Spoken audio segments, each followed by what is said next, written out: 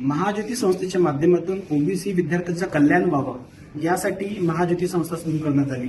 परंतु आता शासनाने निर्णय घेतलेला आहे की महाज्योतीची विद्यार्थी संख्या कमी करायची, म्हणजेच ओबीसीची विद्यार्थी संख्या कमी करायची, अशा प्रकारचा निर्णय शासनाने घेतलेला आहे। त्याचा GR शासनाने 1 जुलैला काढलेला आहे। त्यात सांगितलं गेलेलं आहे की बार्टी असेल, सारथी असेल, महाज्योती असेल किंवा TRT असेल, या सर्वांना समान संख्या आणि समान निधी।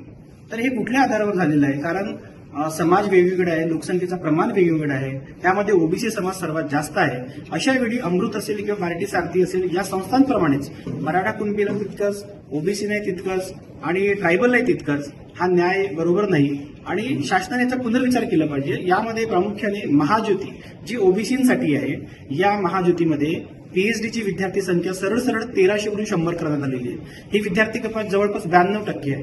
त्यानंतर 2000 विद्यार्थी संख्या UPSCची होती, ते 2000 विद्यार्थी संख्या UPSCची 400 करण्यात आलेली आहे। सरळ 75%, 80% जवळपास कपात करण्यात आलेली आहे। आणि MPSCला सुद्धा 4000 जागांवरून सरळ 1000 जागा करण्यात आलेली आहे। एका बाजूला समान संधी समान धोरणाच्या नावाखाली GR काढणे, आणि दुसऱ्या बाजूला ओबीसी विद्यार्थी संख्या कमी करणे। या उलट विद्यार्थी संख्या ही लोकसंख्येच्या प्रमाणात असली पाहिजे। ज्या काही संस्था आहेत, सारथी असेल, बार्टी असेल, त्याच्या 4 ते 5 पट ओबीसी विद्यार्थी संख्या मिळाली पाहिजे, त्याच्या 4-5 पट बजेट असलं पाहिजे।